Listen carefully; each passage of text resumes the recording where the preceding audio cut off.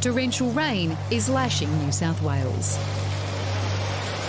Across the state, 38 areas have been declared natural disaster zones. Parts of the mid-north coast experiencing a once-in-a-century event. I've been a flood forecaster in the Bureau for 20 years, and this is probably the worst flooding that I've experienced. Thousands of homes and properties damaged. Large parts of New South Wales declared an insurance catastrophe.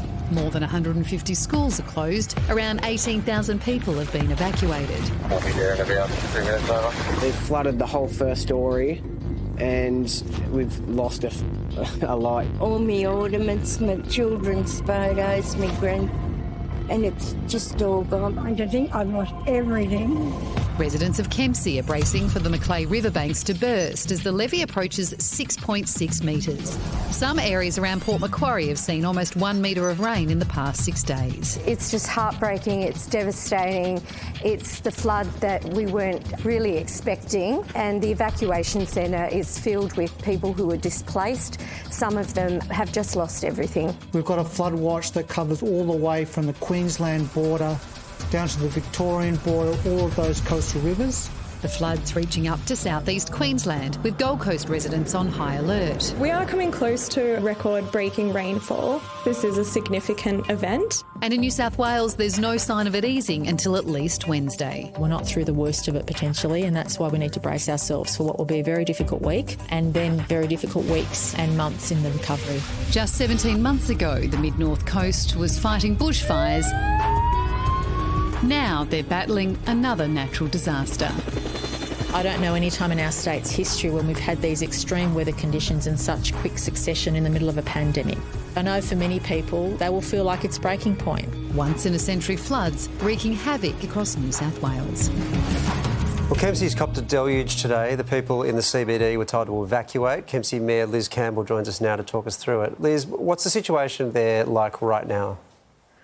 At the moment, it's very much wait and see, and we've been in this pattern in Kempsey town now since Friday afternoon or Friday night, really, so we're going into our fourth night. We did reach a peak on early Saturday morning, but now we're just waiting to see what happens when and if the rains come from upriver. The river's rising at Georges Creek, and that needs to come downriver on an already swollen river, so it's just a holding pattern. Liz, the centre of town's been evacuated. How close did that water come to breaching the levee on Saturday?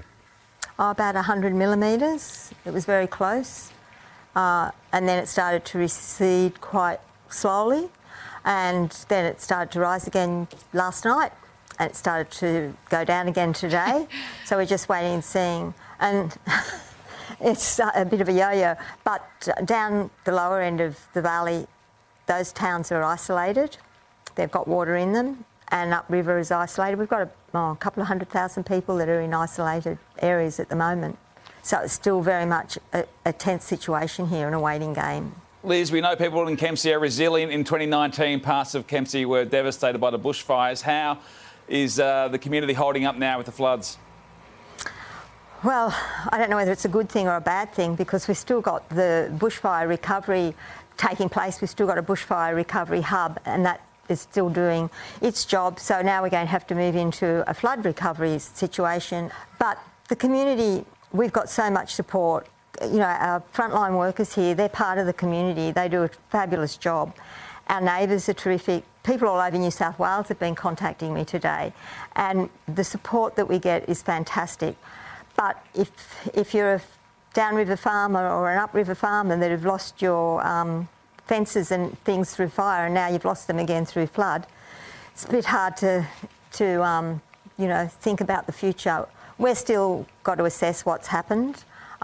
We know people have been isolated, people have been evacuated. I was talking to a lady today that had lost everything, ended up with a friend in town, and then had to be evacuated to the evacuation centre. So we're still listening to the stories. We know there'll be a lot of damage to our roads, our bridges, and we just have to face it. Well, all the best with that, Liz. It's difficult times now and ahead for you, so our thoughts are with you and your community. Thanks so much for your time. Thank you very much. I heard a farmer being interviewed this morning who had gone through 2 years of drought. Then he lost fences and all his stock during the bushfires. Then he went through COVID, where he couldn't sell any of his product. And now he's lost his house. It's been completely flooded. I mean, I think the Premier in New South Wales, Gladys, when she said people are at breaking point, she's absolutely right. How could you go through that? I know. Absolutely dreadful. From expert opinions to in-depth analysis and reporting, the Project YouTube brings you the biggest stories from Australia and around the globe. Hit the subscribe button now for news delivered straight to your feed.